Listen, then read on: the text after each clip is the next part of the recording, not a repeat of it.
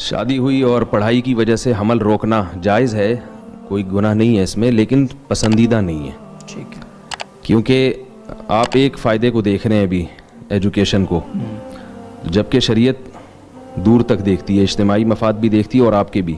جی. عورت کو ایجوکیشن کی بھی بہت ضرورت ہے, میں مانتا ہوں, لیکن اتنی نہیں جتنی اس کو اولاد کی ضرورت ہے. جی.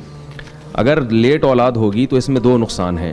ایک تو یہ کہ بعض دفعہ ہوتی نہیں ہے, یہ اپنے اختیار میں نہیں ہے کہ جب چاہیں آپ اولاد پیدا کریں. سب سے بڑی بھول آپ کی یہ ہے. بالکل. ایسے ہم جوڑوں کو جانتے ہیں جنہوں نے ابتدا میں حمل روکا, بعد میں ان کی بہت خواہش ہوئی اولاد ہو مگر نہیں ہوئی, تو یہ بہت بڑی غلطی ہوتی ہے. ہم یہ سمجھ رہے ہوتے ہیں کہ ہم جب چاہیں گے ہو جائے گی.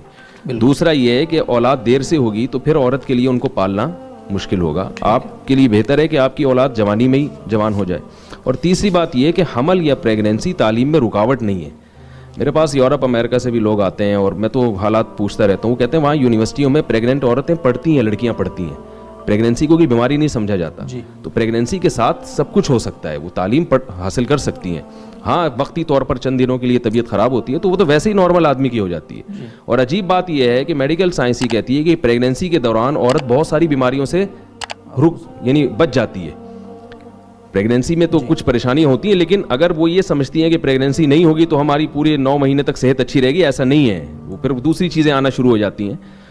ایک بات تو یہ ہے کہ تو پریگنینسی میں بہت ساری بیماریاں, کچھ بیماریاں اگر ہوتی ہیں, کچھ طبیعت خراب ہوتی ہے تو بہت ساری بیماریوں سے اللہ تعالیٰ عورت کو بچا بھی لیتے ہیں اس دوران.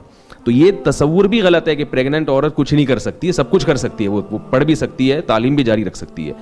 اور دوسری بات ایک یہ بھی ہے کہ پریگننسی روکنے کے لیے جو گولیاں کھائی جاتی ہیں وہ تو بہت ہی خطرناک ہیں. ابھی کینسر کے اسپیشلسٹ تھے, کچھ دن پہلے میری ان سے ملاقات ہوئی, تو میں نے ان سے پوچھا کہ آپ کے پاس جو کینسر کے پیشنٹ آتے ہیں اس میں کیوں وجوہات کیا ہیں. تو انہوں نے بتایا کہ خواتین میں جو کینسر کی پیشنٹ ہیں نا, ان میں زیادہ تر وہ ہیں جو حمل روکنے کی گولیاں کھاتی ہیں.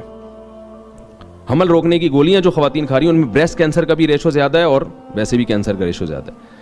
تو جائز ہونے کی حد تک تو ٹھیک ہے, تعلیم کی وجہ سے آپ اولاد کو مؤخر کر دیں, مگر ان سب چیزوں کو بھی سامنے رکھنا چاہیے. لیکن پھر بھی میں کہتا ہوں کہ نکاح ہی نہ کرنا تعلیم کی خاطر, اس سے پھر بھی یہ بہتر ہے کہ آپ نکاح کر کے حمل روک لیں. بعض لوگ جو یہ کرتے ہیں نا کہ ابھی ہم پڑھ لیں پھر شادی کریں گے, اس سے پھر بھی بہتر ہے کہ بھئی آپ شادی کر لیں, بے شک آپ اولاد کو مؤخر کر دیں, یہ پھر بھی بہتر ہے.